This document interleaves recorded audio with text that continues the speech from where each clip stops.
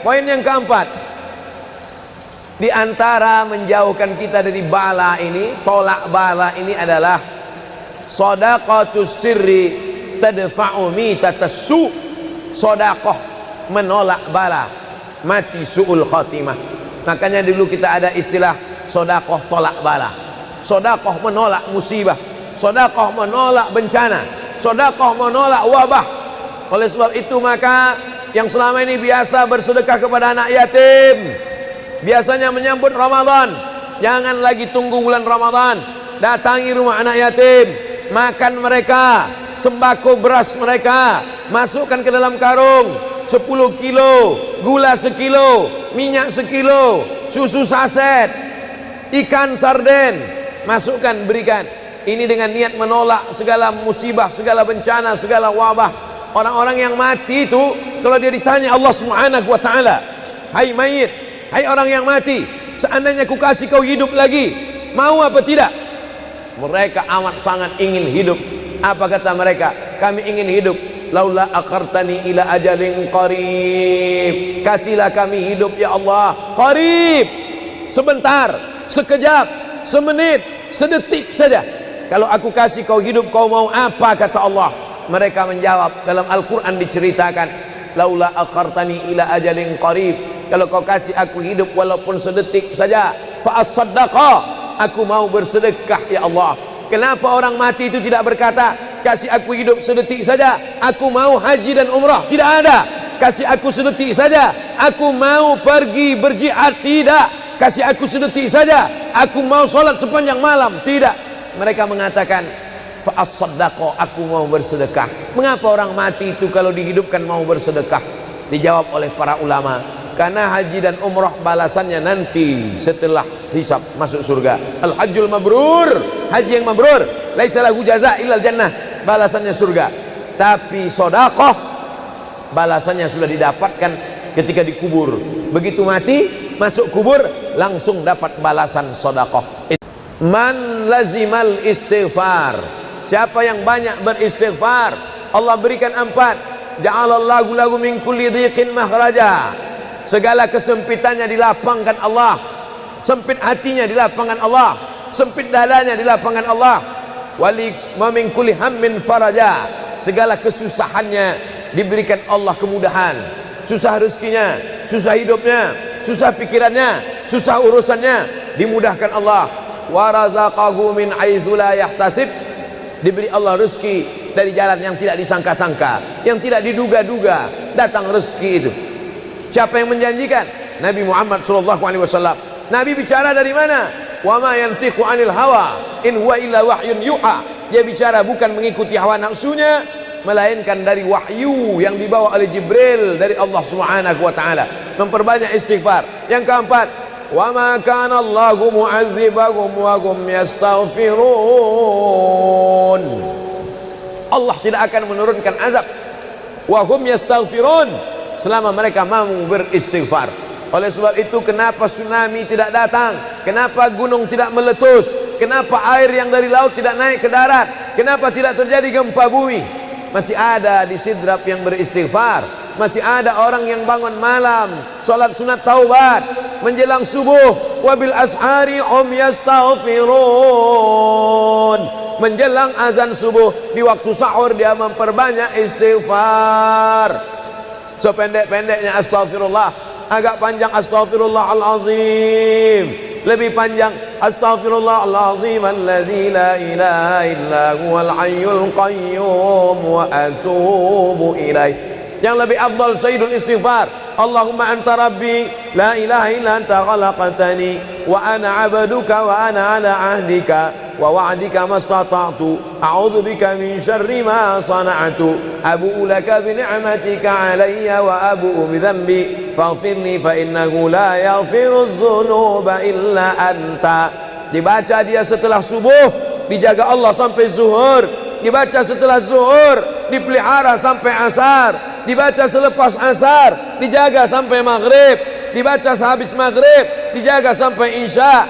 Dibaca habis isya, dijaga sampai subuh. Allahumma anta rabbi la ilaha illa anta khalaqtani wa ana abduka, aku hambamu, wa ana ala ahdika, aku dalam perjanjian denganmu, wa wa'dika, aku dalam MOU denganmu, mastata'tu, sesuai kemampuanmu, abu ulaka bi ni'matika alayya, aku datang menghadapmu dengan nikmatmu, nikmat mata, nikmat telinga, nikmat otak, nikmat hati, nikmat buah pinggang, nikmat kaki, nikmat tangan. Wa abu bi dzambi, tapi justru aku datang membawa dosa. Aku datang membawa nikmat, tapi justru aku datang membawa dosa. Dosa telinga, dosa mata, dosa lidah, dosa hati. Mestinya aku datang membawa nikmat, datang membawa pahala. Wa abu bi dzambi, tapi justru aku datang membawa dosa. Tapi aku yakin dan percaya, fa innahu la yaghfiru dzunuba illa anta, tak ada yang bisa mengampunkan segala dosa kecuali engkau. Di musim pandemi yang selama ini selesai sholat hanya 3 kali saja. Assalamualaikum warahmatullah, Assalamualaikum warahmatullah, Astaghfirullahaladzim, Astaghfirullahaladzim, Astaghfirullahaladzim. Diperbanyak istighfar. Wallahi, kata Nabi Muhammad SAW, Nabi bersumpah, wallahi demi Allah, inni la astaghfiru ila rabbi wa atubu ilaih, aku beristighfar kepada Allah, aku bertaubat kepada Allah, mi'ata marrah, 100 kali sehari semalam. Jadi kita pun bisa beristighfar 100 kali sehari semalam.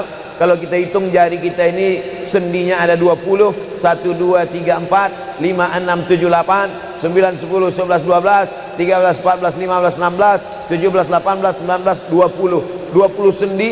Habis sholat kita isi 20 istighfar, habis subuh 20, habis zuhur 20, habis asar 20, habis maghrib 20, habis isya 20, ditambah doa 20, ditambah tahajud 20, ditambah witir 20, ditambah bangun tidur malam 20. Hanya sekali putaran tulang-tulang sendi. Kata Nabi, likulli sulama minkum sedekah, setiap tulang-tulang sendi ini mesti ada sedekahnya. Apa maksud sedekah tulang sendi? Sedekah orang kaya dengan uangnya, sedekah kita dengan sedekah tulang sendi. Astaghfirullahalazim, astaghfirullahalazim, astaghfirullahalazim, astaghfirullahalazim, astaghfirullahalazim.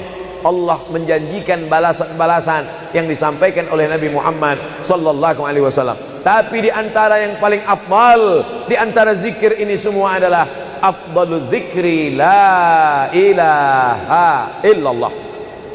Tidak ada zikir yang paling afdal daripada la ilaha illallah. Maka kita baca la ilaha illallah, la ilaha illallah, la ilaha illallah, ditutup dengan kalimatu haqqin alaiha nahya, dengan itu kita hidup, wa alaiha namutu, dengan itu kita mati, wa bi'anu ba'asu, dengan itu kita akan dibangkitkan di padang mahsyar. Hidupnya dengan la ilaha illallah, matinya dengan la ilaha illallah. Kenapa disebut hidupnya dengan la ilaha illallah? Karena waktu awal hidupnya ayahnya mengazankan ke telinganya, asyhadu an la ilaha illallah. Itulah makna alaiha nahya, dengan itu kita hidup. Kenapa disebut alaiha namutu, dengan itu kita mati? Karena matinya ditalqinkan ke telinga sebelah kanan, la ilaha illallah. Matinya pun dengan la ilaha illallah. Wa bi'anu ba'su, nanti dia dibangkitkan di padang mahsyar juga dengan kalimat la ilaha illallah. Tapi jangan lupa, orang yang hanya berkata la ilaha illallah tidak diakui Islamnya. Orang yang hanya berkata la ilaha illallah tidak diterima amalnya sebelum dia sepasang dengan Muhammadur Rasulullah. Oleh sebab itu maka salawat, apalagi hari ini hari Jumat, Sayyidul Ayyam, kata Nabi, perbanyaklah salawat pada hari Jumat. Allahumma salli ala Sayyidina Muhammad wa ala ali Sayyidina Muhammad. Allahumma salli ala Sayyidina Muhammad wa ala ali Sayyidina Muhammad. Allahumma salli ala Sayyidina Muhammad wa ala ali Sayyidina Muhammad. Khusus pada hari Jumat. Hari yang lain kita berselawat, tapi pada hari Jumat maka kita perbanyak solawat, solawat, solawat, solawat. Inna salatakum ma'rudatun alayya. Solawat kamu dari rumah kamu, dari tempat kamu bersolawat. Solawat orang sidrap dibawa ke Masjid Nabawi. Solawat orang sidrap dibawa ke makam Nabi. Allahumma salli ala Sayyidina Muhammad dari Masjid Agung Sidrap dibawa ke Masjid Nabawi di kota Al-Madinah Al-Munawwarah. Lalu kemudian sahabat bertanya, kaifa salatuna ma'rudatun alaika wa qad arimta? Bagaimana salawat kami dibawa ke makammu padahal engkau sudah mati, meninggal dunia? Bukankah orang yang mati itu tidak hidup? Bukankah orang mati itu dimakan cacing tanah? Apa jawab Nabi? Innallaha harramal arda ajsadal anbiya. Allah mengharamkan tanah memakan jasad para nabi. Jadi sahabat Nabi itu rasional, sahabat Nabi itu berpikir, sahabat Nabi itu bukan hanya diam, sahabat Nabi itu bukan hanya nerima saja, sahabat Nabi itu bertanya, bagaimana mungkin salawat kami bisa dibawa ke makammu padahal kau sudah mati dimakan cacing tanah? Nabi menjawab, Innallaha harramal arda ajsadal anbiya. Allah mengharamkan tanah memakan jasad para nabi. Hari Jumat, pagi Jumat, petang Jumat, malam Jumat, memperbanyak salawat lebih daripada hari biasanya. Allahumma salli ala sayyidina Muhammad wa ala ali sayyidina Muhammad. Membaca surat Al-Kahfi. Man qara'a surat Al-Kahfi yaumal jumu'ati. Siapa yang membaca surat Al-Kahfi hari Jumat, pagi Jumat, siang Jumat, sore Jumat, malam Jumat, adha'a lahu min nur. Allah berikan dia cahaya, pencerahan, terang pandangannya, terang matanya, terang pikirannya, terang hatinya. Kalau sudah gelap, kita suntuk. Makanya anak kecil tidak boleh mati lampu. Kalau ada anak kecil malam mati lampu, nafasnya bisa sesak. Kenapa sesak? Sempit dadanya. Itu maknanya kalau Allah kasih kita terang cahaya karena membaca surat Al-Kahfi hari Jumat. Tapi jangan sampai menyuruh orang baca surat Al-Kahfi, ternyata yang ceramah ini belum baca surat Al-Kahfi. Bacalah surat Al-Kahfi. Ustaz sudah baca? Oh, saya ngajak aja. Enggak. Sebelum ceramah saya baca dulu. Malam Jumat, tadi malam. Habis sholat tahajud, duduk, baca surat Yasin, baca surat Al-Kahfi. Supaya waktu menyampaikannya plong. Karena kalau kita hanya menyuruh saja tidak mengamalkannya, terasa di dalam hati. Bacalah surat Al-Kahfi. Pembohong. Oleh sebab itu saya mengajak, tapi saya sudah baca duluan. Man qara'a surat Yasin lailatal Jum'ah. Siapa yang membaca surat Yasin malam, tidak hanya malam Jumat. Man qara'a Yasin fi lailatin, tak ada disebut malam Jumat. Siapa yang baca surat Yasin pada suatu malam, malam Senin, malam Selasa, malam Rabu, malam Kamis, malam Ahad, malam Jumat, ghufira lahu, asbaha maghfuran lah. Waktu subuh dia sudah diampunkan Allah. Adapun surat Al-Kahfi tadi malam, malam Jumat, pagi Jumat, siang Jumat, sore Jumat, sampai nanti sebelum matahari tenggelam. Dan dari salat asar sampai matahari tenggelam, waktu mustajab untuk berdoa. Didoakan segala kebaikan-kebaikan. Sayyidul ayyam, induk dari segala hari. Berapa banyak orang amat sangat ingin hidup di hari ini, tapi meninggal kemarin sore. Berapa banyak amat sangat ingin hidup di bulan ini, tapi sudah didahului oleh ajal janji kepada Allah Subhanahu wa taala. Jangan ada sedetik pun waktu yang sia-sia, yang kosong hampa tanpa kita isi dengan amal kepada Allah Subhanahu wa taala. Man shalla alayya salatan, siapa yang bersolawat satu kali, sallallahu alaihi biha asyra, Allah balas 10 kebaikan. Huttan anhu asyara sayiat, ditutupi 10 kesalahan. Wa rufi'at lahu asyara darajat, dinaikkan 10 darajat tingkatan kemuliaan. Satu kali salawat 10 dosa diampunkan, 10 kebaikan pahala dituliskan, 10 darajat kemuliaan diangkat, dinaikkan di hadapan Allah Subhanahu wa taala.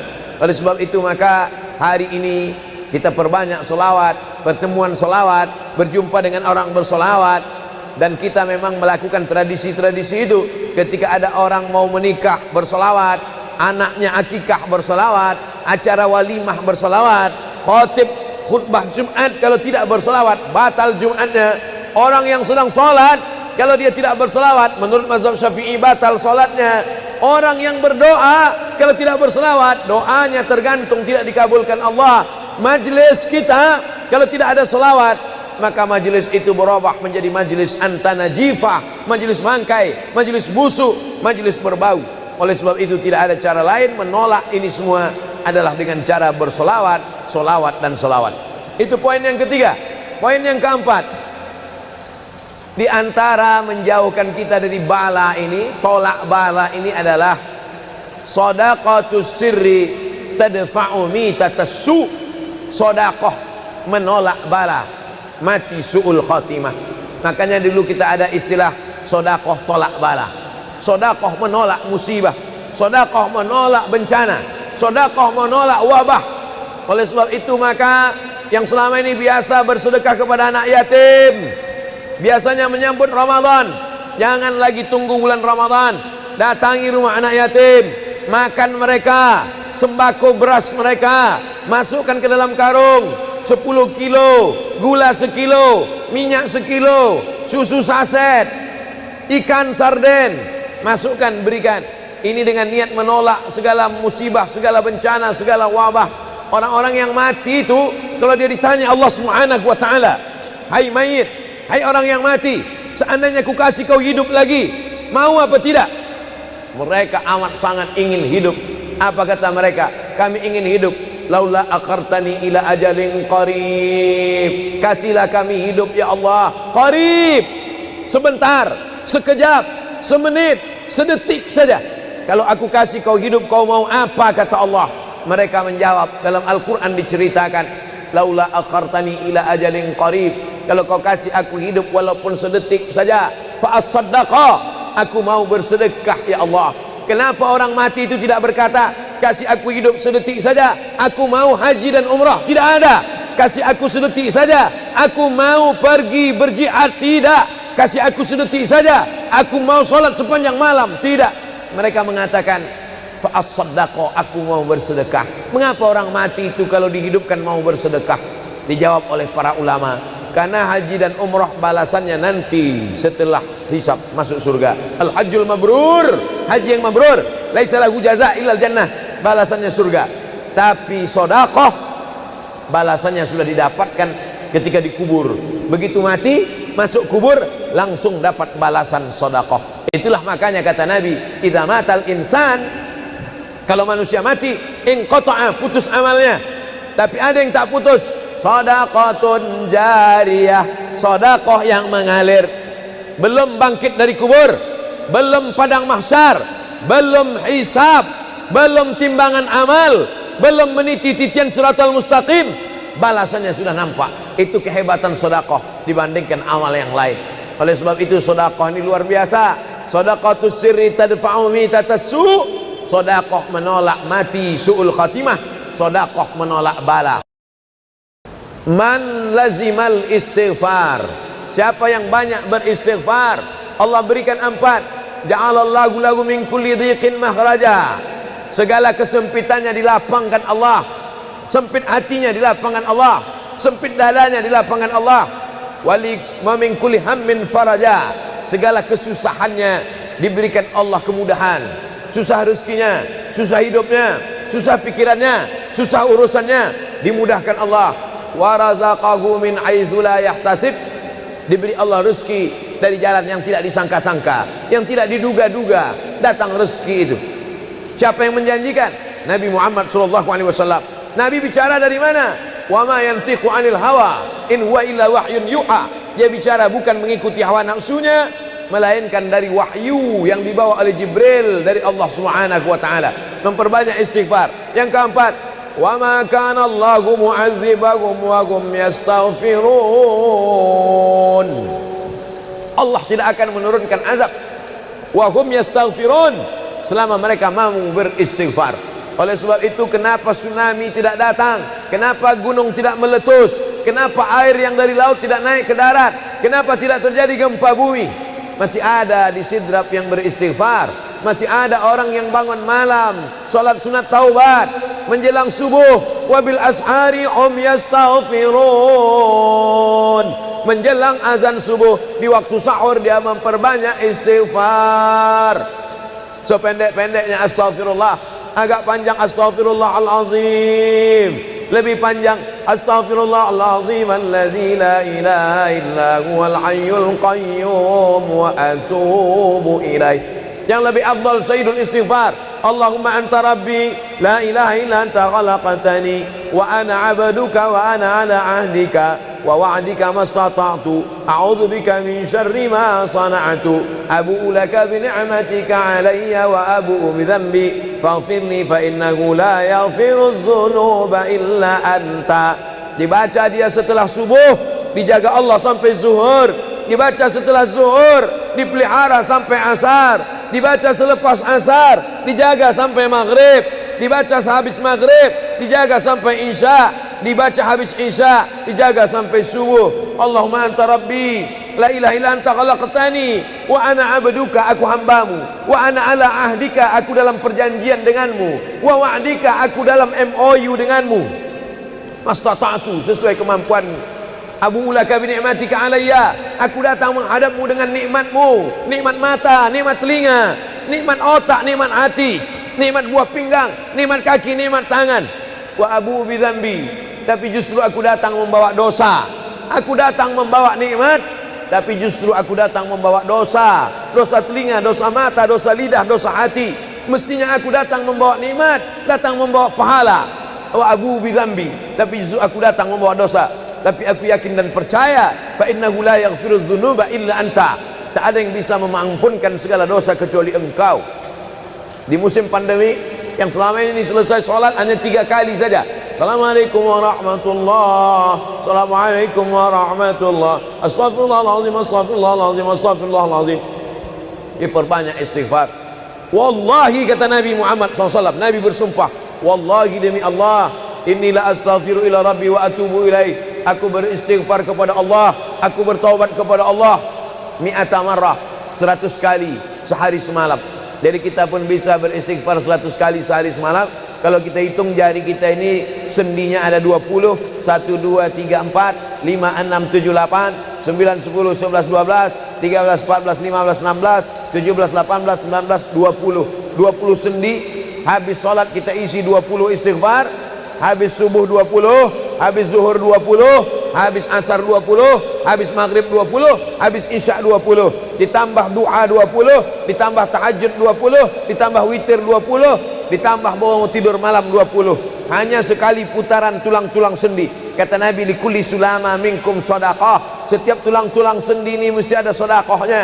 Apa maksud sedekah tulang sendi? Sedekah orang kaya dengan uangnya, sedekah kita dengan sedekah tulang sendi. Astaghfirullahalazim, astaghfirullahalazim, astaghfirullahalazim, astaghfirullahalazim, astaghfirullahalazim. Allah menjanjikan balasan-balasan yang disampaikan oleh Nabi Muhammad sallallahu alaihi wasallam. Tapi di antara yang paling afdal di antara zikir ini semua adalah afdalu zikri la ilaha illallah. Tidak ada zikir yang paling afdal daripada la ilaha illallah. Maka kita baca la ilaha illallah, la ilaha illallah, la ilaha illallah, ditutup dengan kalimatu haqqin alaiha nahya, dengan itu kita hidup, wa alaiha namutu, dengan itu kita mati, wa bi'anu ba'asu, dengan itu kita akan dibangkitkan di padang mahsyar. Hidupnya dengan la ilaha illallah, matinya dengan la ilaha illallah. Kenapa disebut hidupnya dengan la ilaha illallah? Karena waktu awal hidupnya ayahnya mengazankan ke telinganya, asyhadu an la ilaha illallah. Itulah makna alaiha nahya, dengan itu kita hidup. Kenapa disebut alaiha namutu, dengan itu kita mati? Karena matinya ditalqinkan ke telinga sebelah kanan, la ilaha illallah. Matinya pun dengan la ilaha illallah. Wa bi'anu ba'asu, nanti dia dibangkitkan di padang mahsyar juga dengan kalimat la ilaha illallah. Tapi jangan lupa, orang yang hanya berkata la ilaha illallah tidak diakui Islamnya. Orang yang hanya berkata la ilaha illallah tidak diterima amalnya sebelum dia sepasang dengan Muhammadur Rasulullah. Oleh sebab itu maka solawat, apalagi hari ini hari Jumat, Sayyidul Ayyam, kata Nabi, perbanyaklah solawat pada hari Jumat. Allahumma salli ala Sayyidina Muhammad wa ala ali Sayyidina Muhammad. Allahumma salli ala Sayyidina Muhammad wa ala ali Sayyidina Muhammad. Allahumma salli ala Sayyidina Muhammad wa ala ali Sayyidina Muhammad. Khusus pada hari Jumat. Hari yang lain kita bersolawat, tapi pada hari Jumat maka kita perbanyak solawat, solawat, solawat, solawat. Inna salatakum ma'rudatun alayya, solawat kamu dari rumah kamu, dari tempat kamu bersolawat. Solawat orang sidrap dibawa ke Masjid Nabawi, solawat orang sidrap dibawa ke makam Nabi. Allahumma salli ala Sayyidina Muhammad dari Masjid Agung Sidrap dibawa ke Masjid Nabawi di kota Al-Madinah Al-Munawwarah.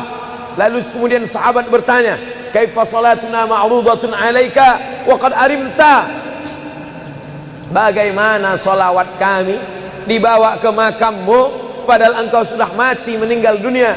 Bukankah orang yang mati itu tidak hidup? Bukankah orang mati itu dimakan cacing tanah? Apa jawab Nabi? Innallaha harramal arda ajsadal anbiya. Allah mengharamkan tanah memakan jasad para nabi. Jadi sahabat Nabi itu rasional, sahabat Nabi itu berpikir, sahabat Nabi itu bukan hanya diam, sahabat Nabi itu bukan hanya nerima saja, sahabat Nabi itu bertanya, bagaimana mungkin salawat kami bisa dibawa ke makammu padahal kau sudah mati dimakan cacing tanah? Nabi menjawab, Innallaha harramal arda ajsadal anbiya. Allah mengharamkan tanah memakan jasad para nabi. Hari Jumat, pagi Jumat, petang Jumat, malam Jumat, memperbanyak salawat lebih daripada hari biasanya. Allahumma salli ala Sayyidina Muhammad wa ala ali Sayyidina Muhammad. Membaca surat Al-Kahfi. Man qara'a surat Al-Kahfi yaumal jumu'ati. Siapa yang membaca surat Al-Kahfi hari Jumat, pagi Jumat, siang Jumat, sore Jumat, malam Jumat, adha'a lahu min nur. Allah berikan dia cahaya, pencerahan, terang pandangannya, terang matanya, terang pikirannya, terang hatinya. Kalau sudah gelap, kita suntuk. Makanya anak kecil tidak boleh mati lampu. Kalau ada anak kecil malam mati lampu, napasnya bisa sesak. Kenapa sesak? Sempit dadanya. Itu maknanya kalau Allah kasih kita terang cahaya karena membaca surat Al-Kahfi hari Jumat. Tapi jangan sampai menyuruh orang baca surat Al-Kahfi, ternyata yang ceramah ini belum baca surat Al-Kahfi. Bacalah surat Al-Kahfi. Ustaz sudah baca. Oh, saya ngajak aja. Enggak. Sebelum ceramah saya baca dulu. Malam Jumat, tadi malam. Habis sholat tahajud, duduk, baca surat Yasin, baca surat Al-Kahfi. Supaya waktu menyampaikannya plong. Karena kalau kita hanya menyuruh saja tidak mengamalkannya, terasa di dalam hati. Bacalah surat Al-Kahfi. Pembohong. Oleh sebab itu saya mengajak, tapi saya sudah baca duluan. Man qara'a surat Yasin lailatal Jum'ah. Siapa yang membaca surat Yasin malam, tidak hanya malam Jumat. Man qara'a Yasin fi lailatin, tak ada disebut malam Jumat. Siapa yang baca surat Yasin pada suatu malam, malam Senin, malam Selasa, malam Rabu, malam Kamis, malam Ahad, malam Jumat, ghufira lahu, asbaha maghfuran lah. Waktu subuh dia sudah diampunkan Allah. Adapun surat Al-Kahfi tadi malam, malam Jumat, pagi Jumat, siang Jumat, sore Jumat, sampai nanti sebelum matahari tenggelam. Dan dari salat asar sampai matahari tenggelam, waktu mustajab untuk berdoa. Didoakan segala kebaikan-kebaikan. Sayyidul ayyam, induk dari segala hari. Berapa banyak orang amat sangat ingin hidup di hari ini, tapi meninggal kemarin sore. Berapa banyak amat sangat ingin hidup di bulan ini, tapi sudah didahului oleh ajal, janji kepada Allah Subhanahu wa ta'ala. Jangan ada sedetik pun waktu yang sia-sia, yang kosong hampa, tanpa kita isi dengan amal kepada Allah Subhanahu wa ta'ala. Man shalla alayya salatan, siapa yang bersolawat satu kali, sallallahu alaihi biha asyra, Allah balas 10 kebaikan. Huttan anhu asyara sayiat, ditutupi 10 kesalahan. Wa rufi'at lahu asyara darajat, dinaikkan 10 darajat tingkatan kemuliaan. Satu kali salawat 10 dosa diampunkan, 10 kebaikan pahala dituliskan, 10 darajat kemuliaan diangkat, dinaikkan di hadapan Allah Subhanahu wa ta'ala. Oleh sebab itu maka hari ini kita perbanyak solawat, pertemuan solawat, berjumpa dengan orang bersolawat. Dan kita memang melakukan tradisi-tradisi itu. Ketika ada orang mau menikah bersolawat, anaknya akikah bersolawat, acara walimah bersolawat, khotib khutbah Jumat kalau tidak bersolawat batal Jumatnya. Orang yang sedang sholat kalau dia tidak bersolawat, menurut mazhab Syafi'i batal sholatnya. Orang yang berdoa kalau tidak bersolawat, doanya tergantung tidak dikabulkan Allah. Majlis kita kalau tidak ada solawat, maka majlis itu berubah menjadi majlis antanajifah, majlis mangkai, majlis busuk, majlis berbau. Oleh sebab itu tidak ada cara lain menolak ini semua adalah dengan cara bersolawat, solawat dan solawat. Itu poin yang ketiga. Poin yang keempat, di antara menjauhkan kita dari bala ini, tolak bala ini adalah shadaqatus sirri tadfa'u mitatas su'. Sedekah menolak bala, mati su'ul khatimah. Makanya dulu kita ada istilah sedekah tolak bala. Sedekah menolak musibah, sedekah menolak bencana, sedekah menolak wabah. Oleh sebab itu maka yang selama ini biasa bersedekah kepada anak yatim, biasanya menyambut Ramadan, Jangan lagi tunggu bulan Ramadan. Datangi rumah anak yatim, makan mereka, sembako beras mereka, masukkan ke dalam karung 10 kilo, gula sekilo, minyak sekilo, susu saset, ikan sarden, masukkan, berikan. Ini dengan niat menolak segala musibah, segala bencana, segala wabah. Orang-orang yang mati itu, kalau dia ditanya Allah Subhanahu wa ta'ala, hai mayit, hai orang yang mati, seandainya ku kasih kau hidup lagi, mau apa tidak? Mereka amat sangat ingin hidup. Apa kata mereka? Kami ingin hidup. Laula akhartani ila ajalin qarib, kasihlah kami hidup ya Allah qarib, sebentar, sekejap, semenit, sedetik saja. Kalau aku kasih kau hidup, kau mau apa? Kata Allah. Mereka menjawab, dalam Al-Quran diceritakan, laula akhartani ila ajalin qarib, kalau kau kasih aku hidup walaupun sedetik saja, fa as-saddaqa, aku mau bersedekah ya Allah. Kenapa orang mati itu tidak berkata, kasih aku hidup sedetik saja, aku mau haji dan umrah? Tidak ada. Kasih aku sedetik saja, aku mau pergi berjihad? Tidak. Kasih aku sedetik saja, aku mau sholat sepanjang malam? Tidak. Mereka mengatakan, fa as-saddaqa, aku mau bersedekah. Mengapa orang mati itu kalau dihidupkan mau bersedekah? Dijawab oleh para ulama, karena haji dan umrah balasannya nanti setelah hisab masuk surga. Al-hajjul mabrur, haji yang mabrur, laisa lahu jaza illal jannah, balasannya surga. Tapi sedekah balasannya sudah didapatkan ketika dikubur. Begitu mati masuk kubur langsung dapat balasan sedekah. Itulah makanya kata Nabi, idza matal insan, kalau manusia mati, inqata'a, putus amalnya. Tapi ada yang tak putus, shadaqatun jariyah, sedekah yang mengalir. Belum bangkit dari kubur, belum padang mahsyar, belum hisab, belum timbangan amal, belum meniti titian siratal mustaqim, balasannya sudah nampak. Itu kehebatan sedekah dibandingkan amal yang lain. Oleh sebab itu sedekah ini luar biasa. Shadaqatus sirri tadfa'u mitatas su', sedekah menolak mati su'ul khatimah, sedekah menolak bala. Alhamdulillah, Allahumma salli ala Sayyidina Muhammad wa ala ali Sayyidina Muhammad. Kullu amrin zibalin, semua amal yang baik, walam yubda' bihamdillah, kalau tidak diawali dengan alhamdulillah, pujian kepada Allah, fahuwa aqta', maka amal itu putus. Makna putus, putus sampai di dunia saja, tak boleh dibawa sebagai bekal menghadap Allah. Maka kita ingin amal kita malam ini tidak putus, maka kita awali dengan alhamdulillahi rabbil alamin. Setiap majlis kalau tidak disebut namanya, maka majlis itu antanajifah, majlis yang busuk, majlis bau, majlis bangkai. Maka kita sebut namanya, Allahumma salli ala Sayyidina Muhammad wa ala ali Sayyidina Muhammad. Laisa minna, bukan golongan kami, kata Nabi SAW. Man lam yarham saghirana, sesiapa yang tidak sayang kepada budak anak kecil, walam ya'rif syarafa kabirina, tidak hormat kepada orang tua, maka dia tidak diperakui sebagai umat Nabi Muhammad SAW. Semua anak-anak muda-muda, belia-belia yang saya sayangi, para alim ulama, tuan-tuan guru, datuk-datuk, datin-datin, semua yang berhadir ini insyaallah dimuliakan Allah Subhanahu wa taala. Amin ya rabbal alamin.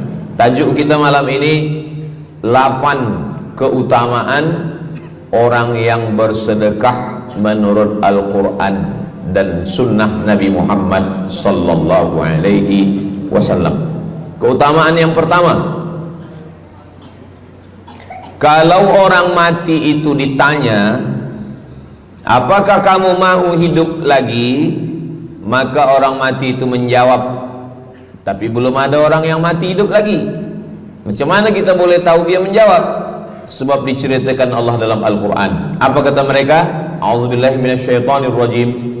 Laula akhartani ila ajalin qarib, kalaulah kami yang sudah mati ini diberi masa lagi, ajal masa, qarib pendek, sikit, kejap.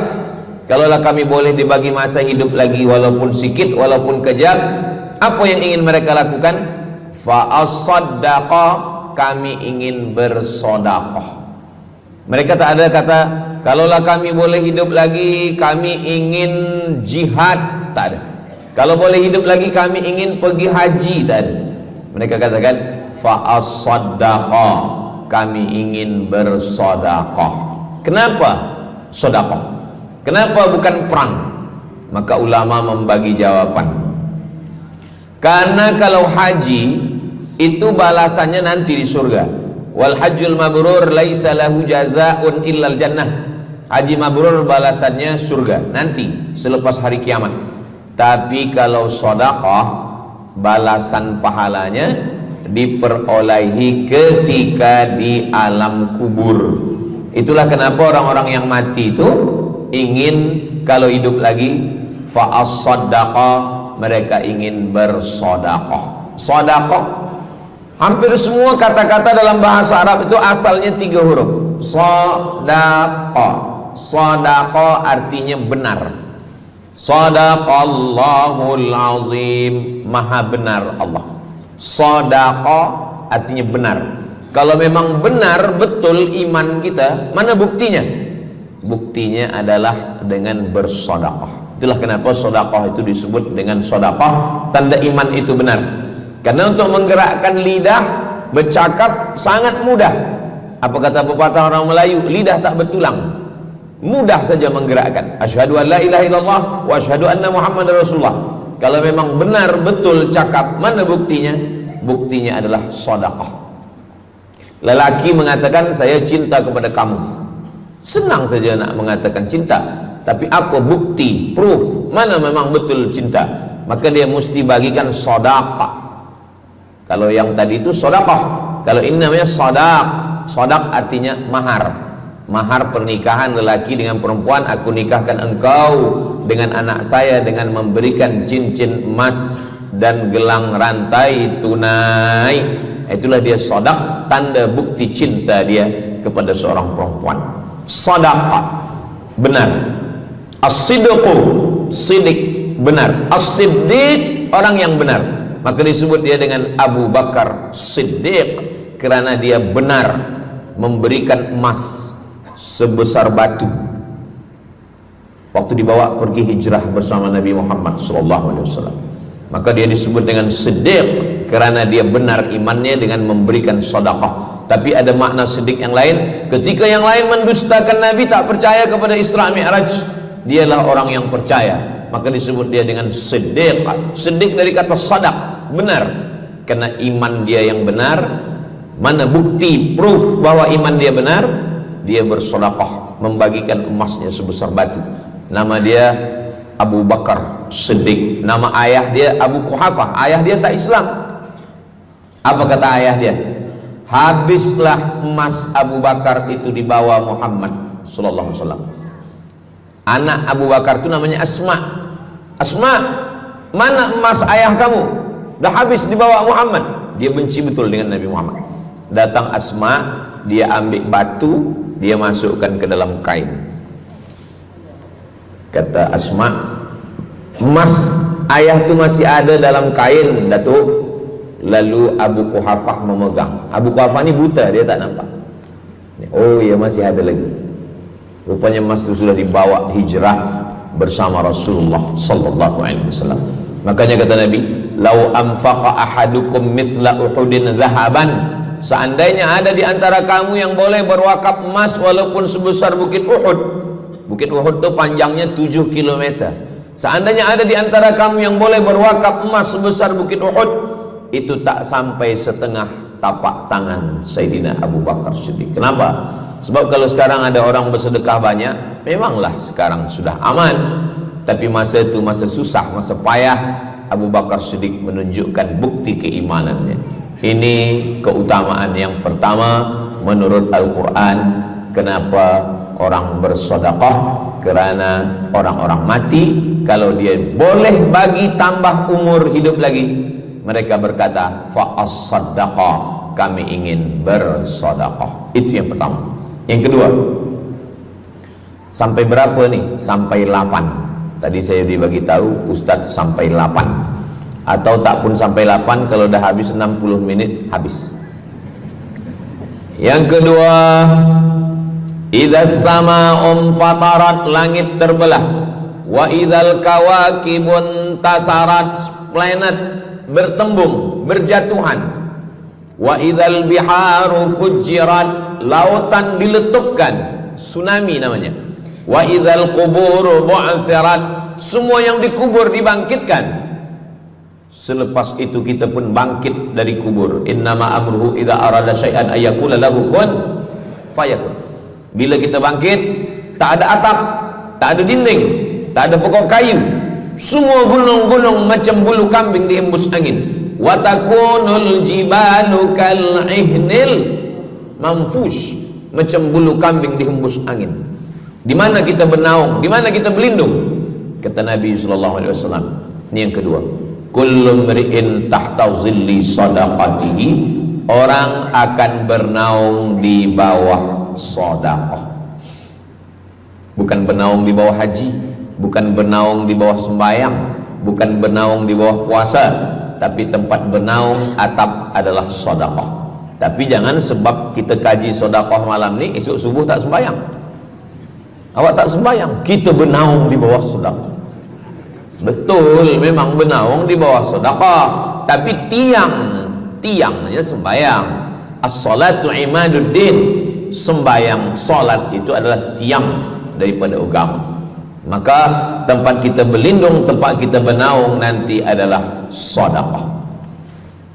Ada yang tenggelam kerana peluh saking panasnya, ada yang tenggelam kerana peluh sampai ke lutut, ada sampai ke pinggang, ada sampai ke leher, ada yang tenggelam habis.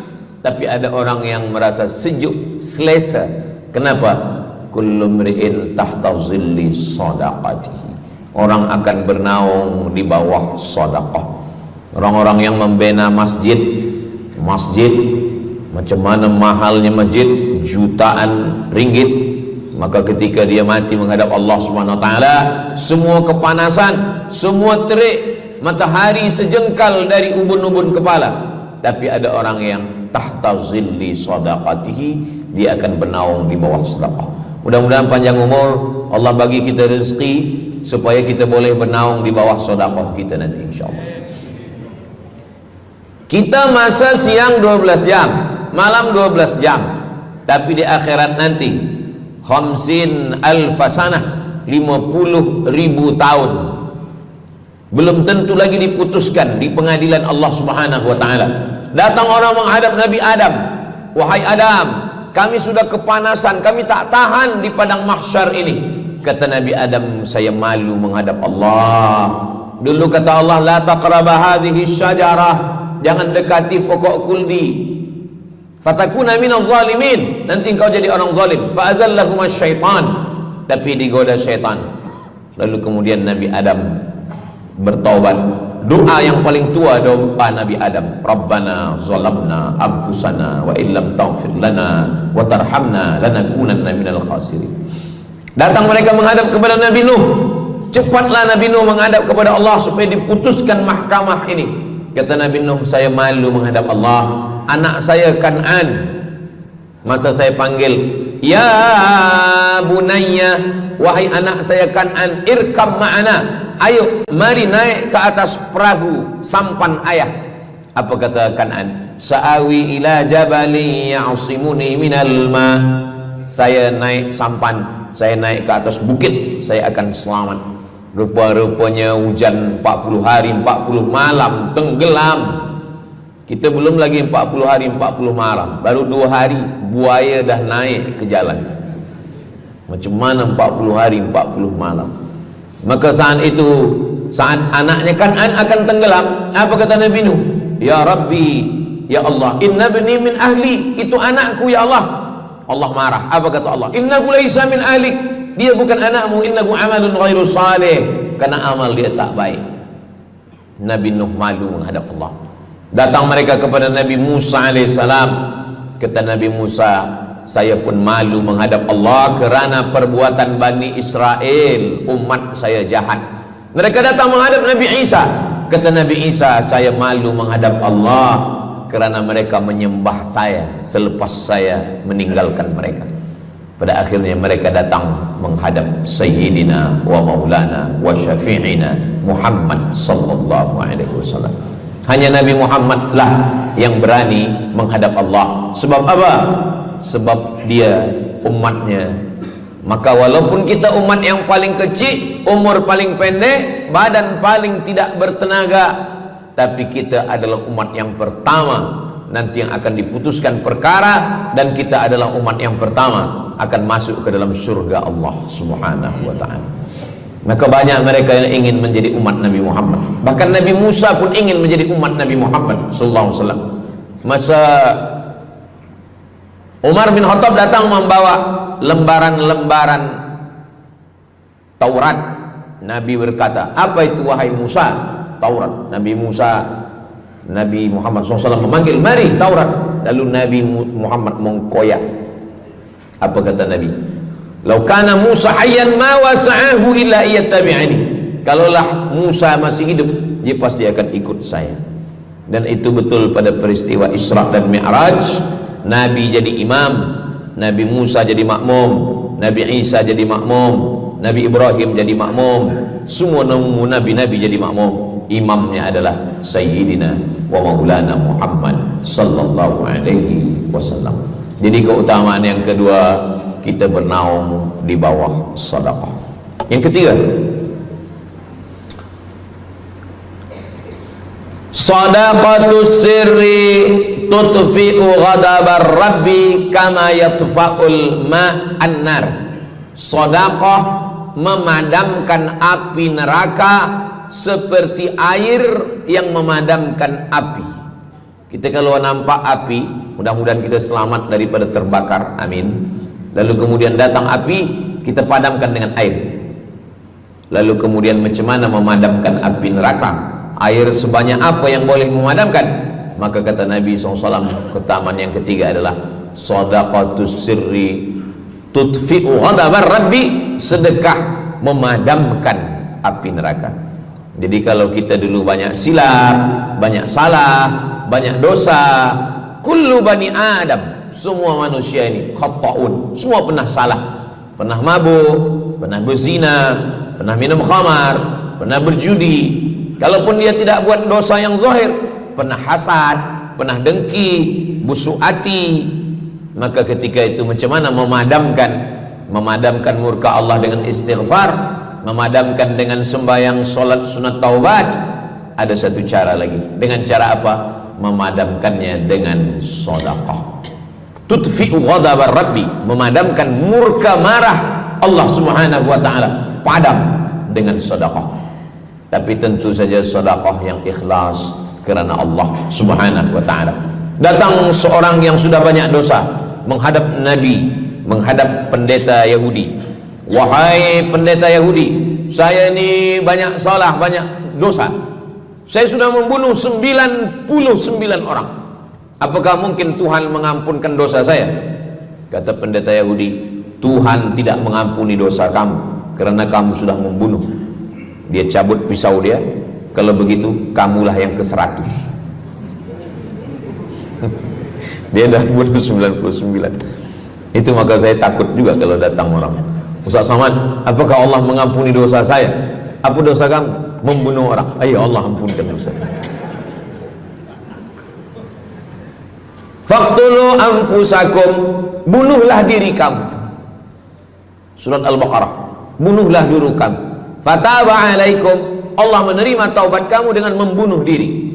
Sebab Bani Israel minta ampun kepada Allah bukan dengan istighfar, minta ampun kepada Allah bukan dengan sembahyang taubat. Bani Israel kalau dia minta ampun kepada Allah dulu zaman Nabi Musa, dia ambil pedang, dia ambil parang panjang, dia cari orang yang sama-sama berdosa. "Saya ada dosa, saya cari tuan-tuan yang ada dosa. Tuan ada dosa? Ada. Kita nak bertaubat? Ya, ayo kita. Nanti kita sama-sama cincang.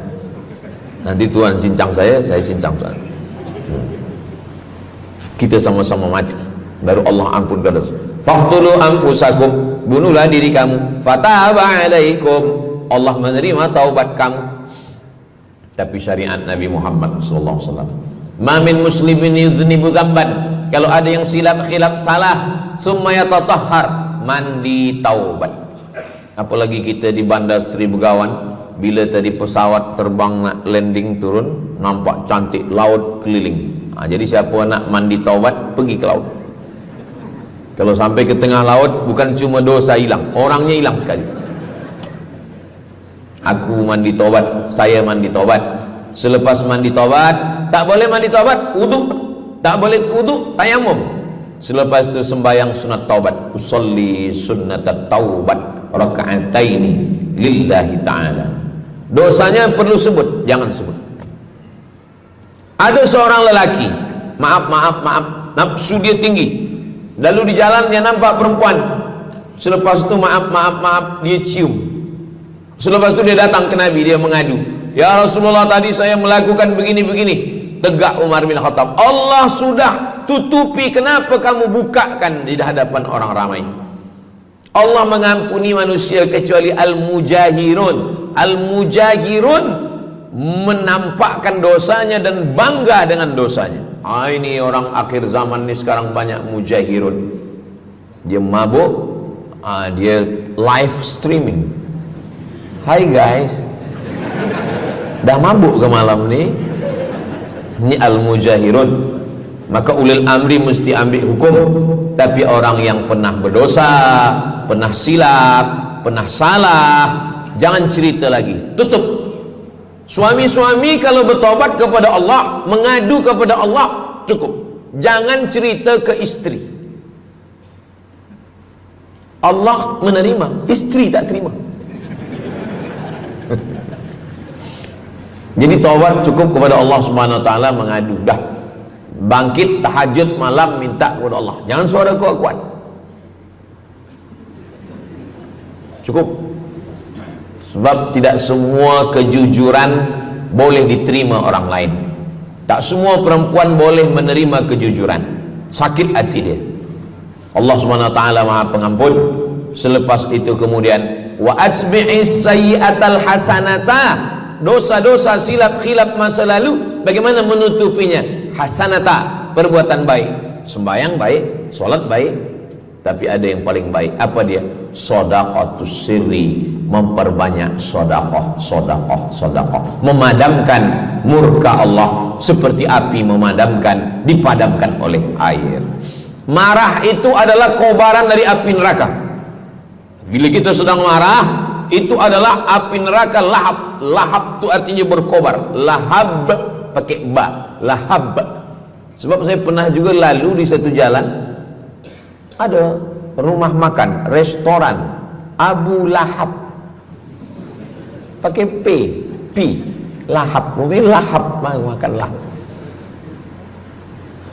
Allah Subhanahu wa taala memadamkan murkanya. Inna rahmati sabaqat ghadabi, rahmatku lebih cepat daripada murkaku. Memang Allah marah, tapi ketika dia berbagi kepada orang lain, dia tutupi dosanya di masa yang lalu. Syarat taubat 3. Yang pertama, an-nadamu fil qalbi, menyesal dalam hati.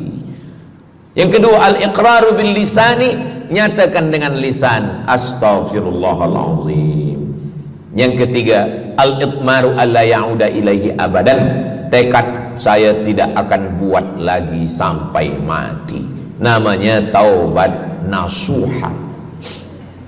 Nasuha 3 huruf. Nasoha artinya menyaring madu. Datang orang memanjat pokok kayu, dia ambil parang panjang, dia potong sarang lebah jatuh ke bawah, disaring dengan kain tipis, lalu kemudian tersangkut di atas kain, lilinnya tersangkut, lebahnya tersangkut, anak lebah tersangkut, rantingnya tersangkut, dahannya tersangkut, maka keluarlah madu. Itu bahasa Arabnya namanya nasuha. Apa makna nasuha? Menyaring dosa-dosa sehingga yang tinggal hanya amal soleh, yang sampah-sampah tersangkut. Sekarang susah nak minum madu yang asli, banyak palsu. Macam mana Ustaz, saya ni suka spesial minum madu. Apa tanda madu ni asli? Bawa pulang ke rumah, kalau istri marah itu asli.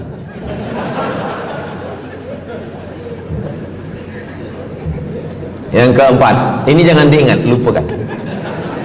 Yang keempat, apa itu keutamaan sedekah? Kata Nabi sallallahu alaihi wasallam, as-sadaqatu, sedekah itu tadfa'u mitatas su', menolak mati su'ul khatimah. Tak ada guna amal elok baik kalau mati dalam keadaan su'ul khatimah. Kita selalu berdoa, Allahumma khtim lana bihusnil khatimah. Maka cara untuk menolak mati su'ul khatimah ini adalah dengan cara sedekah. Banyak orang mati husnul khatimah, bukan ulama, meninggal di dalam Masjidil Haram sedang pakai ihram, selepas tawaf di belakang makam Ibrahim ketika sedang sujud terakhir. Itulah mati yang paling indah.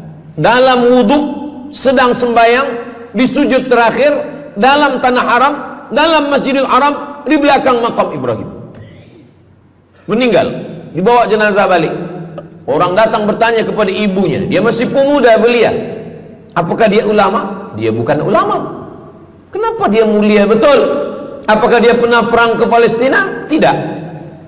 2-3 hari selepas itu datang satu perempuan membawa budak kecil. Kamu siapa?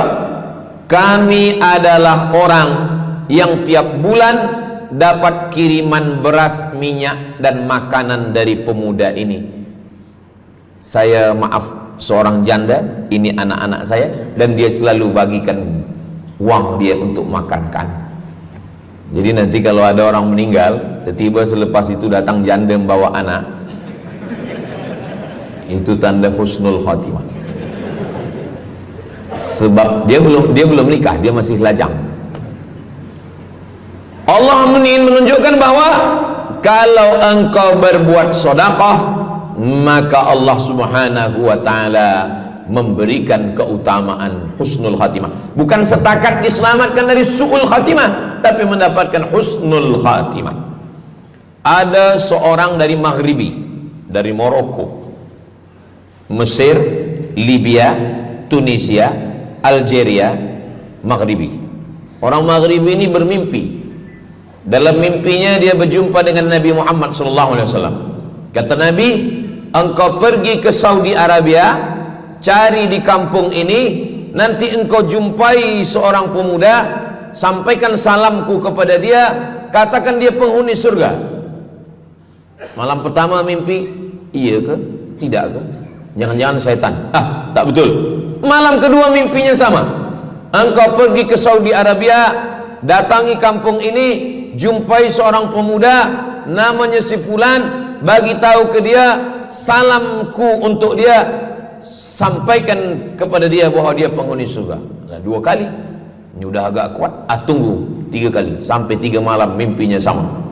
Akhirnya orang Maghrib ini terbang dari Casablanca sampai ke Jeddah. Dari Jeddah dia cari kampung yang disebut dalam mimpi, sampai itu dia cari pemuda. Adakah di kampung ini seorang pemuda namanya si fulan? Betul. Dia tengok, biasa saja, bukan ulama, bukan macam Musa Abdul Somad. Tak mungkin mimpi salah 3 kali betul-betul. Lalu disampaikan kepada dia, fulan, saya 3 malam bermimpi Rasul SAW menyampaikan salam kepada engkau, Assalamualaikum. Kata Nabi, engkau adalah penghuni surga. Dia pun terkejut. Saya bukan ulama, saya orang biasa. Apa amal kamu? Sembahyang saya biasa saja, puasa sunat saya biasa saja. Hanya saja saya tak pernah menyimpan hasad dendam, dan saya selalu membagikan uang kepada fakir miskin, anak yatim dan du'afa. Selepas mendapatkan itu dia pun menangis, dia pun bersedih, karena dia merasa dia tak layak dicintai, karena dia masa banyak silap, banyak salah. Rupanya rahmat Allah itu turun bukan kepada orang yang alim tapi sombong, bukan kepada orang yang kaya tapi takbur, tapi kepada orang yang hatinya hancur berkeping karena takut kepada Allah Subhanahu wa ta'ala. Selepas itu dia pun meninggal dalam keadaan husnul khatimah, setelah mendapatkan janji dari Rasulullah sallallahu alaihi wasallam. Apa maknanya? bahwa kalau kita tak boleh sembahyang sampai tegak lutut bengkak, kalau kita tak tergolong orang yang rajin puasa sunat berhari-hari, kalau kita bukan orang yang kuat berjihad fisabilillah, maka carilah satu pintu. Pintu itu bernama babus sedekah. Karena banyak yang sudah melaluinya dan mereka dimuliakan Allah, diselamatkan daripada su'ul khatimah. Yang ke berapa? Kelima. Saya sebetulnya ingat, saya nak cuba aja. Kalau jamaah masih ingat, itu maknanya mereka masih konsen lagi, masih sedar. Kalau dah terserah Ustaz lah nama berapa, kami pun dah nak balik ke dalam. Yang kelima, dawu mardakum bis sadaqah. Yang kelima, dawu mardakum bis sadaqah. Obati orang yang sakit di antara kamu dengan sedekah. Datang seorang lelaki yang lututnya bernanah menemui Imam Abdurrahman ibnu Mahdi. Wahai Imam Abdurrahman bin Mahdi, lutut saya ni bernanah, tak sihat-sihat. Kata Imam Abdurrahman bin Mahdi, saya ingat satu hadis Rasulullah, dawu mardakum bis sadaqah. Cuba engkau cari kampung yang di kampung itu tak ada air, kamu buat perigi. Di kampung saya namanya perigi. Lalu dia pun pergi ke kampung yang tak ada air, dia galikan perigi.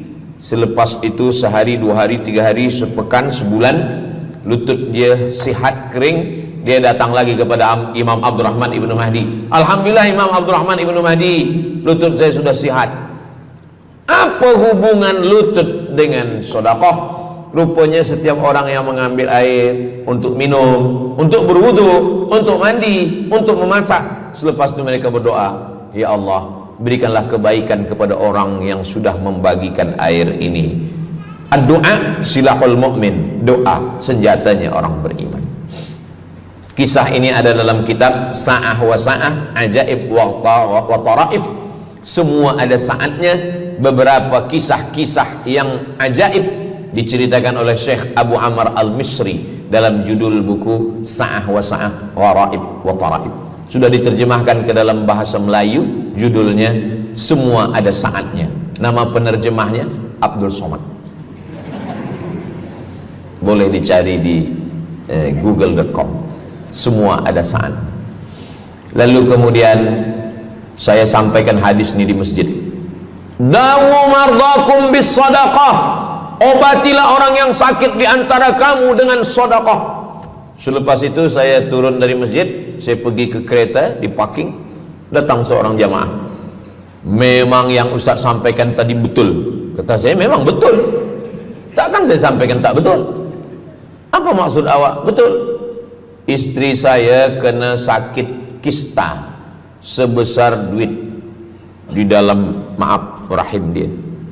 Kata doktor, ini mesti diambil, kalau tidak dia makin besar makin besar. Tapi kalau diambil, dicabut, operate, nanti akan tercabut rahim sekali. Dan kalau rahim tercabut, maka nanti tidak boleh mengandung. Mendengar itu istrinya menangis, suaminya tersenyum.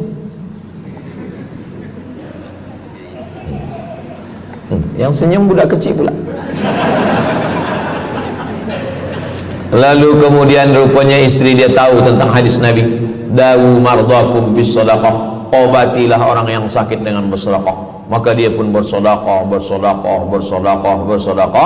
Selepas itu mereka pergi lagi medical check up ke hospital. Sampai di hospital dicek USG, rupanya kista itu makin kecil dan hilang. Doktor tu pula bertanya balik, awak makan apa? Saya makan nasi, kata dia. Minum apa? Minum teh tarik. Saya amalkan hadis Nabi Muhammad SAW, dawu mardakum bis sadaqah. Kata doktor, awak tak perlu operate dan ini tidak perlu dibelah, dan rahim awak masih boleh mengandung. Istrinya tersenyum, lakinya pula menangis. Begitulah Allah Subhanahu wa ta'ala. Syekh Abu Amr Al-Misri bercerita tentang seorang perempuan di Saudi Arabia. Dia pergi ke Amerika Kata dokter di Amerika, kamu sudah balik ke rumah, makan kenyang, tidur lelap. Nanti kalau puan-tuan pergi hospital, lalu dokter bercakap, balik ke rumah, makan kenyang, tidur lelap, itu maknanya malaikat maut dah dekat, tak ada obat. Maka dia pun balik ke Saudi Arabia, dia ambil harta dia sedekah, dia sisa, dia bagikan baki sikit untuk ahli waris. Selepas itu last kali dia pergi lagi ke Amerika, last medical check up. Apa kata doktor di Amerika? Kami sudah cek, kamu sihat walafiat. Banyak sekali orang-orang yang diberikan Allah Subhanahu wa taala keutamaan dengan sedekah, mukjizat bahwa Nabi SAW sudah meninggal dunia, tapi mukjizatnya masih ada sampai akhir zaman ini. Di antaranya adalah dawu mardakum bis sadaqah, obatilah orang yang sakit di antara kamu dengan bersedekah. Yang ketujuh, yatsba'ul mayyita salasun, yang mengiringi mayat orang mati ke liang lahat ada tiga. Yang pertama mal, bahasa Arabnya mal, orang kita menyebut mall, harta. Yang mengiringi manusia ke liang lahat, yang pertama maluhu, harta. Yang kedua ahluhu, istri, anak, menantu, kawan, jiran, sahabat. Yarji'usnani, yang dua ni balik ke rumah, anak balik, istri balik, kereta balik, semua balik. Wa yabqa wahidun, yang kekal hanya satu. Apa dia? Yang kekal hanya satu, itulah dia sedekatuhu. Sedekahlah yang kekal. Itulah kenapa orang-orang meninggal dunia. Kita di atas dunia ini, kata Nabi, baina sittin wa sab'in. Kita hidup di atas dunia ini antara sittin, 60, sab'in, 70. 60, 70, 60, 70. Kalau umur 30, ada berjumpa jamaah umur 30 yang dia soal, dah berbini ke? Dah bini? Belum. Oh. Awak dah menikah? Belum. Apa belum nikah lagi? Kejap lagi Ramadan. Takkan jaga subuh? Macam mana nak sembahyang? Macam mana nak sahur? 30. Bila 40, soalan sudah berubah. Saya ni diabetes, saya ni kolesterol, saya ni. Bila masuk 50, dah mula tanya, saya ni rabun, tak nampak lagi. Bini pun kadang tak nampak. Bini orang nampak. Bila 60, mendengar tazkirah Ustaz Somad, mendengar tazkirah Ustaz Somad, kunci satu, jangan tersinggung. Ada beberapa jamaah tersinggung, balik meninggal. Bukan kena tersinggung, memang ajal dah sampai. Jadi Ustaz umur berapa? Saya lahir 18 hari bulan Mei 1977. Umur rasa 27. Umur ini bukan masalah angka, tapi masalah rasa. Semua yang hadir uban, semua yang hadir banyak uban, semua yang hadir malam ini muda.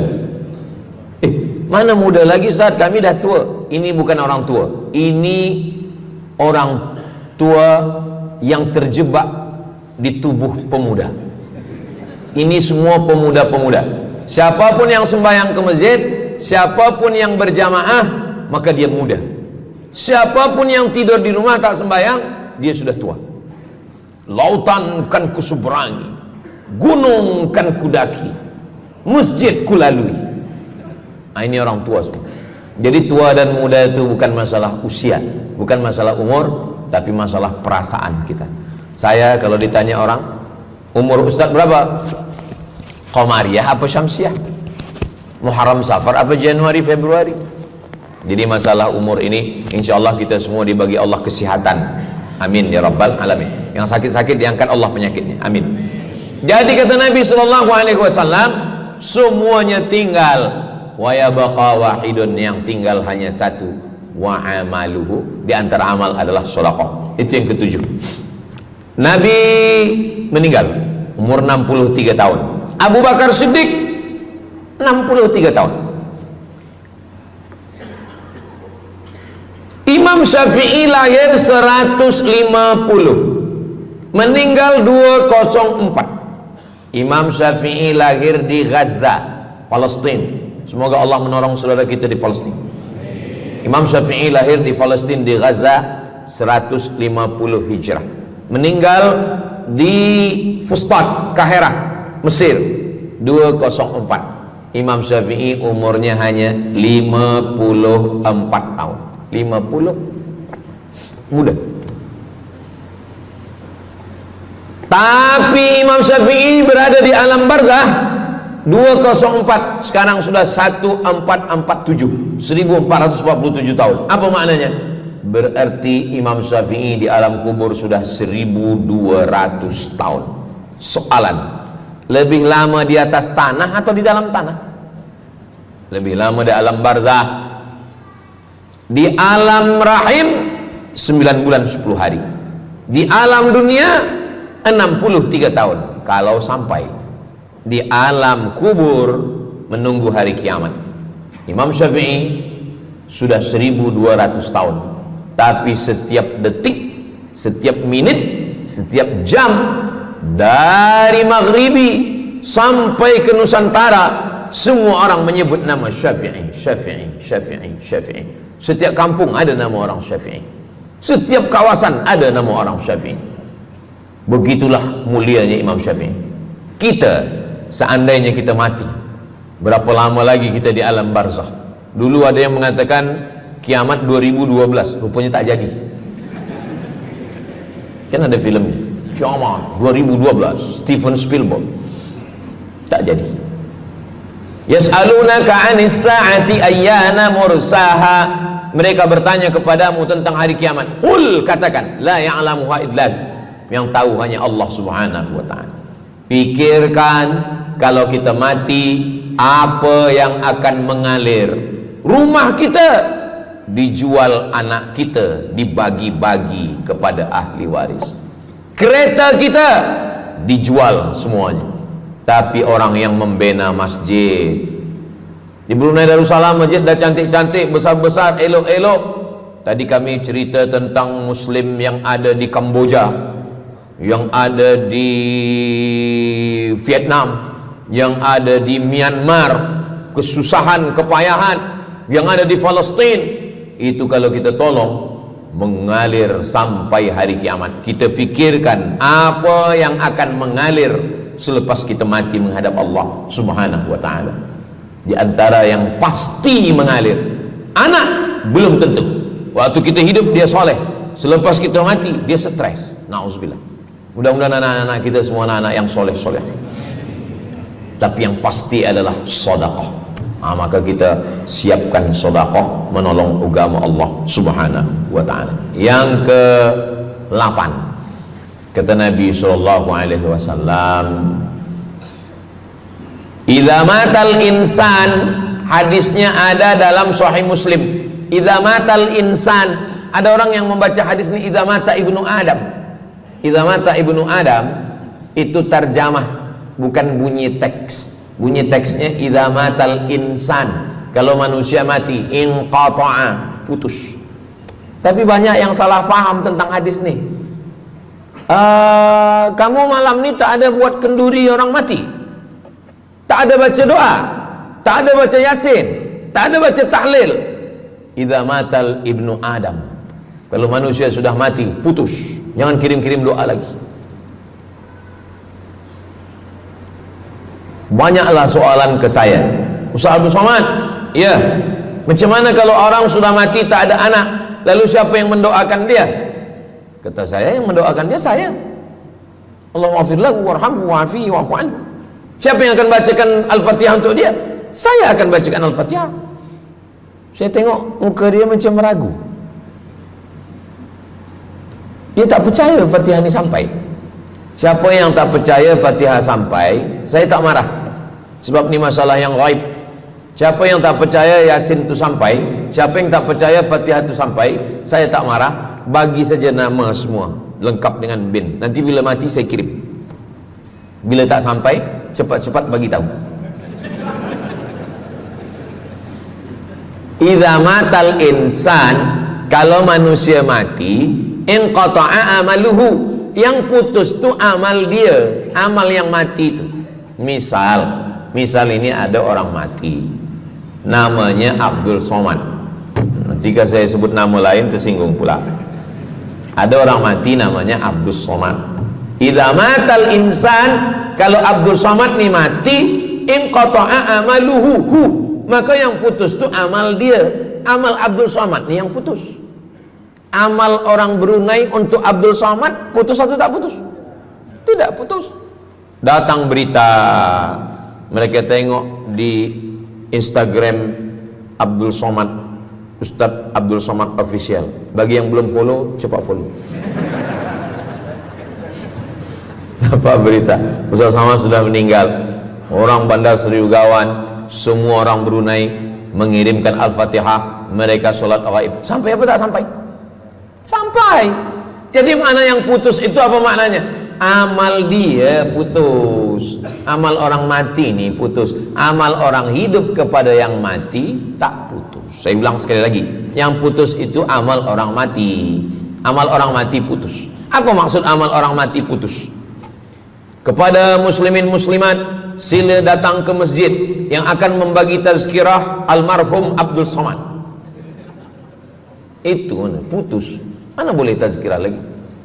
Orang mati itu amalnya putus, tapi amal orang hidup untuk orang mati tidak putus. Kalau memang putus, kenapa ada amalnya yang tak putus? Ada amal dia yang tak putus. Ini Abdul Somad mati dia, amal dia semuanya putus, tapi ada amal dia yang tak putus. Pertama, shadaqatun jariyah. Sedekah itu kan amal dia, tak putus. Sedekah dia bina masjid dia, sedekah dia tahfiz Quran. Budak-budak tahfiz Quran itu menghafal Quran, jadi tuan guru, punya murid, punya pondok, maka tak putus. Amal dia tapi tak putus.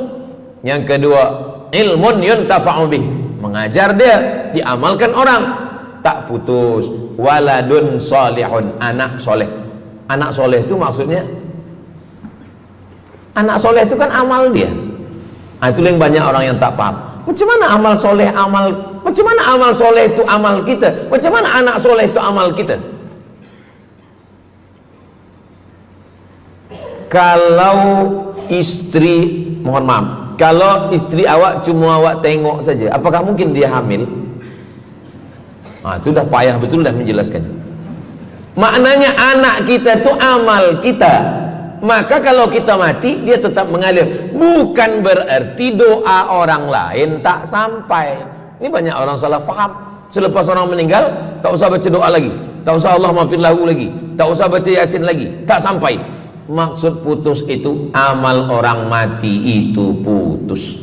Kalaulah putus amal orang hidup kepada orang mati, tak ada solat jenazah. Nanti kalau ada orang mengatakan, tak usah baca doa, kita udah putus semua. Nanti bila dia mati, jangan sembayangkan. Sebab sembahyang jenazah itu kan amal orang hidup untuk orang mati. Allahu Akbar, Allahu Akbar, Al-Fatihah, Allahu Akbar, salawat, Allahu Akbar, Allahumma maghfir lahu warhamhu wa'afihi wa'fu anhu, Allahu Akbar, Allahumma la tahrimna ajrahu wa la taftina ba'dahu wa waghfir lana wa lahu wa li ikhwana alladhina sabaquna bil iman wa la taj'al fi qulubina ghillan lil ladzina amanu rabbana innaka ra'ufur rahim. Empat itu sampai, Al-Fatihah sampai, doa sampai, Al-Fatihah sampai, solawat sampai, doa takbir 3 sampai, doa takbir 4 pun sampai. Itu maknanya amal orang hidup sampai, tapi amal orang mati putus. Apakah orang mati itu tetap beramal? Orang mati tetap beramal, tapi katanya putus. Yang putus itu amal wajib. Sholat wajib, tak wajib lagi. Puasa wajib, tak wajib lagi. Adapun amal yang tak wajib, makanya kalau ada suami yang tak mau amal wajib, suruhlah dia mati. Mana dalil ustadz bahwa orang mati tetap beramal? waktu Nabi Muhammad SAW Isra Mi'raj. Nabi Isra Mi'raj, Nabi tengok Nabi Musa sholat di dalam kuburnya, padahal Nabi Musa sudah meninggal. Itu menunjukkan orang meninggal pun beribadah, tapi ibadah dia tidak wajib lagi. Waktu sampai di Masjidil Aqsa, Nabi Ibrahim sholat, Nabi Musa sholat, Nabi-Nabi sholat, padahal mereka sudah meninggal dunia. Itu menunjukkan bahwa orang mati beribadah, tapi ibadahnya tidak wajib. Yang kita wajib ini hanya dari akil baligh sampai kita mati. Siapa yang wajib sembahyang? Akil baligh. Siapa yang wajib puasa? Akil baligh. Siapa yang wajib haji? Akil baligh mampu. Ada orang akil, ada orang baligh tapi tak akil. Umur 15 tahun, 20 tahun, 30 tahun, baligh umurnya sampai tapi tak akil, tak ada akal. Rufi'al qalam, kertas, pena. Pena dia terangkat, tak mencatat. Ada 3 orang yang penanya tak mencatat. Yang pertama, anis sobi hatta yahtalim, budak kecil sampai dia mimpi akil balik. Yang kedua, anin naim hatta yastayqiz, orang tidur sampai dia terjaga. Yang pertama, budak kecil sampai akil balik. Maka kalau nak nakal waktu kecil itulah. Menyesal saya Ustaz, waktu kecil dulu baik-baik. Yang kedua, anin naim hatta yastayqiz, orang tidur sampai dia jaga tidur. Makanya kalau nak buat dosa waktu tidur. Ada seorang suami tidur, selepas itu dia terjaga, dia katakan ke istri dia, Adinda, buah hati belayan jiwa, siang dan malam terbayang-bayang, makan tak kenyang, tidur tak lelap. Abang bermimpi malam tadi. Mimpi apa? Mimpi berbini lagi. Kata istri dia, engkau tidur lagi, mimpi lagi, ceraikan dia. Macam mana nak tidur lagi? Begitulah. Tapi perempuan ini tak ada di Brunei, di kampung saya. Sini baik-baik. Orang tidur dia tidak boleh dihukum, sebab mimpi kita tak boleh buat-buat. Anil naim hatta yastayqiz, orang tidur sampai dia jaga tidur. Anil majnun hatta yafiq, orang gila sampai sehat. Orang gila tak diambil hukum, tak wajib sembahyang, tak wajib puasa. Itu maka kadang isteri kalau ada lelaki tak sembahyang, abang ni gila ke? Kata, aku tergila-gila dengan kamu sayang. Jadi siapa yang wajib? Macam mana dengan orang yang pikun, hilang ingatan? Hilang ingatan bila dari mula zuhur azan sampai waktu asar habis, ingatan dia hilang, maka dia tak wajib sembahyang. Tapi bila dia ingat sekejap, dia wajib lagi. Itu pula masalahnya Ustaz, laki saya ni hilang ingatan waktu sembahyang je, lepas tu ingat balik. Balik, berakal. Kata orang kalau sudah tua kita mengalami namanya demensia. Manusia demensia, amnesia. Amnesia tak ingat apa-apa, semua lupa. Itu maka kita bila nak pergi ke mana-mana guna helmet, sebab bila kepala ni terantuk lupa. Ada kawan saya, dia hafaz Quran 30 juz, ceramah tazkirah ke mana-mana, bawa kereta jatuh. Kata dia banyak ayat-ayat yang hilang, maka aku kalau sembahyang ayat pendek-pendek. Kata saya, bang, di kampung saya dulu kalau ada radio yang dah tua, yang rosak, itu biasa kita pukul mau elok balik.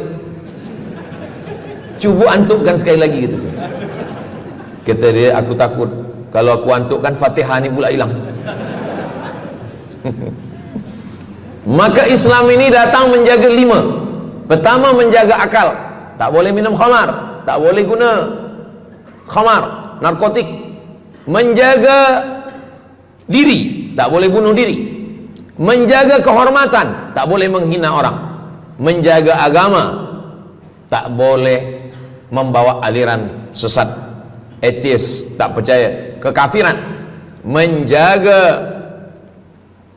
harta, tak boleh ada mencuri, tak boleh ada dusta, tak boleh ada akad bohong, tak boleh ada tipu, tak boleh ada gharar, tak boleh ada zulm, tak boleh ada ghish. Man ghasyana falaysa minna. Siapa yang menipu kami, maka dia bukan golongan kami. Jadi berdasarkan 8 keutamaan ini, kalau ingat 8-8-nya alhamdulillah. Tak ingat 8, ingat 7, ingat 6, ingat 5, ingat 4, ingat 3, ingat 2, ingat 1. Satu pun tak ingat, innalillah. Tapi insyaAllah kita boleh ingat semua. Sebab apa? Sebab tazkirah malam ini direkodkan. Nanti boleh ditonton ulang di channel Ustaz Abdul Somad Official. Jangan lupa subscribe, like, share and comment. Jamaah yang dimuliakan Allah Subhanahu wa taala, tadi saya mula pukul 8.15, sekarang sudah pukul 8.10. Jadi saya di mana-mana tazkirah memanglah 60 menit. 600 ml, tapi rupanya botolnya kecil. Nah, jadi sebenarnya setengah jam pun cukup. Jadi dari 8 tadi itu semua membagi kita semangat. Kalau ada orang yang mengatakan Islam ini agama yang menyuruh kita tak usahlah berniaga, tak usahlah bertanam kelapa sawit, tak usahlah bertanam kelapa, tak usahlah buka ikan, tak usahlah bertani. Sesungguhnya Islam ini agama yang menyuruh kita berusaha. Masuk masjid, Allah maftah li abwaba rahmatik. Keluar masjid, Allahumma inni as'aluka min fadlik. Kenapa keluar masjid minta rezeki? Sebab peniaga, pedagang, bisnismen dapat duit. Duitnya bukan untuk dunia, duitnya untuk akhirat. Jadi kalau ada orang mengatakan kereta tak dibawa mati, siapa kata kereta tak dibawa mati? Kereta boleh dibawa mati. Kereta yang macam mana? Kereta wakaf. Ada kereta 10, wakafkan untuk tahfiz Quran. Masa mak saya meninggal, berpesan dia, nanti kalau aku mati, tolong kuburkan aku di samping makam ayahku. Dari tempat saya, rumah saya ke kampung mak saya jauh, 10 jam naik kereta. Hospital tak nak bagi kereta ambulan.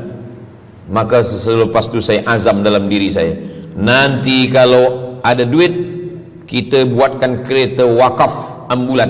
Siapapun saja yang sakit meninggal, free. Alhamdulillah kami ada yayasan tabung wakaf umat namanya, 2 kereta ambulan sekarang. Siapapun yang sakit, free. Naik kereta ni free, syaratnya 2, sakit mati. Alhamdulillah, sesiapa saja datang boleh. Jadi saya rasa sakit hati dalam hati saya itu, saya mesti azamkan, tekadkan ini. Begitu juga dengan tahfiz, guru-guru, cikgu-cikgu, pelajar-pelajar, buatkan kereta. Begitu juga dengan rumah. Apa kata orang? Untuk apa bina rumah elok-elok, rumah besar? Rumah tak dibawa mati. Rumah boleh dibawa mati. Rumah yang mana? Rumah tahfiz Quran.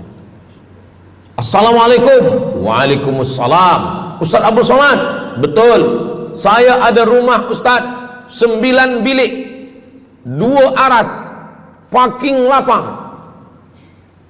Rumah siapa? Tak tahu. Ini rumah siapa Tuan? Tuan Haji. Rumah saya. Tuan Haji di mana sekarang? Saya di Surabaya, Ustaz Abdul Somad. Rupanya dia dulu kerja kilang minyak di Riau, Sumatera. Lepas pencen dia balik ke Jawa. Jadi rumah ni saya nak wakafkan. Wakafkan sekarang kami buat rumah tahfiz Quran. Pagi, petang, siang, malam orang hafaz Quran. Ini rumah boleh. Jadi kalau ada orang mengatakan tak usahlah cari harta banyak-banyak, harta tak dibawa mati. Harta dibawa mati dengan syarat diwakafkan, diinfakkan, disedekahkan. Yang paling tinggi zakat wajib. Di bawah zakat wakaf. Wakaf mesti ada 4. Orang yang berwakaf, orang yang menerima wakaf, harta yang diwakafkan, ada ijab dan qabul. Di bawah wakaf, infak. Di bawah infak baru sedekah. Kenapa infak lebih tinggi daripada sedekah? Sebab infak adalah harta, sedangkan sedekah tak harta pun sedekah. Senyum itu sedekah. Makanya yang kalau ada box di depan masjid, box di tepi jalan, itu yang tepat ditulis box infak, jangan box sedekah. Sebab kalau box sedekah nanti orang senyum aja. Tabassumika fi wajhi akhika sedekah, senyummu ke wajah saudaramu adalah sedekah. Tolong untuk dibaca Ustaz.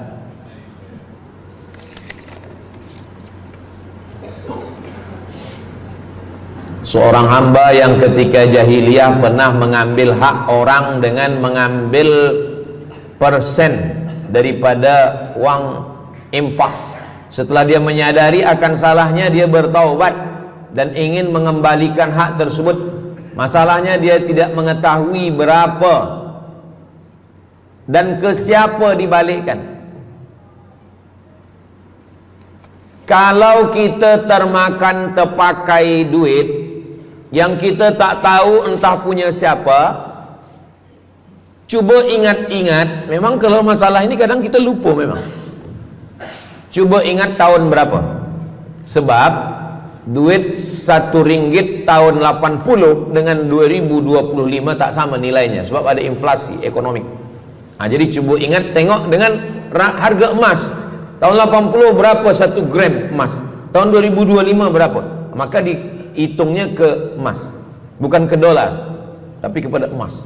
Nah, selepas kita dapat harga emas, lalu kita balikkan. Misalkan tahun 80 100 ringgit itu 3 gram. Maka yang sekarang kita tidak balikkan 100 ringgit, tapi kita balikkan sekarang 2025 dengan 3 gram emas. Berapa harga 3 gram emas? Lepas itu kita balikkan. Kalau kita tak tahu orangnya di mana, anak cucunya, ahli warisnya tak tahu, maka kita serahkan kepada masalih ammah. Masalih ammah artinya kepentingan umum. Pendidikan tahfiz Quran, sekolah, tempat anak yatim, tempat duafa fakir miskin, ke masjid, boleh. Tapi kalau kita bawa duit haram, duit tak jelas, kita serahkan saja. Datang, tuan guru bagi dah. Jangan sebut pula, tuan guru ni ada beberapa duit haram saya nak bagi ni. Serahkan. Begitu juga dengan orang yang menyimpan uang di bank yang bukan Islamic bank. Syukran, jazakumullah khair. Lalu kemudian dia duduk di negeri yang tak Islam, lalu kemudian dia letakkan di bank yang tak Islamik, maka duit ini ada fawaid, ada bunganya, riba, haram. Kalau dia simpan di rumah, dia takut hilang. Duit ini tak boleh dia makan, tak boleh dia belikan ke pakaian, tak boleh dia bagikan ke orang lain, maka dia serahkan kepada masalih ammah. Begitu kata Syekh Yusuf Al-Qardawi dalam kitab judulnya Fatawa Mu'asirah, fatwa-fatwa kontemporer, fatwa modern. Jadi masalih ammah, kepentingan umum, bukan untuk diri sendiri. Orang terhalang doanya sebab 3. Mat'amuhu haram, makanannya haram. Masyrabuhu haram, minumannya haram. Malbasuhu haram, pakaiannya haram. Wadhiya bil haram, dibagi makan haram. Jadi kalau kita selamatkan, insyaallah Allah pun menyelamatkan kita semua. Mudah-mudahan Allah bagi kita, anak cucu kita rezeki, supaya kita boleh mengamalkan pintu sedekah ini. Salah satu pintu surga ada namanya babus sedekah. Orang yang masuk surga melalui pintu karena banyak bersedekah. Apakah orang mati itu tetap beramal? Orang mati tetap beramal, tapi katanya putus. Yang putus itu amal wajib. Solat wajib, tak wajib lagi. Puasa wajib, tak wajib lagi. Adapun amal yang tak wajib, makanya kalau ada suami yang tak mau amal wajib, suruhlah dia mati. Mana dalil Ustadz bahwa orang mati tetap beramal? Waktu Nabi Muhammad SAW Isra Mi'raj, Nabi Isra Mi'raj, Nabi tengok Nabi Musa sholat di dalam kuburnya. Padahal Nabi Musa sudah meninggal. Itu menunjukkan orang meninggal pun beribadah, tapi ibadah dia tidak wajib lagi. Waktu sampai di Masjidil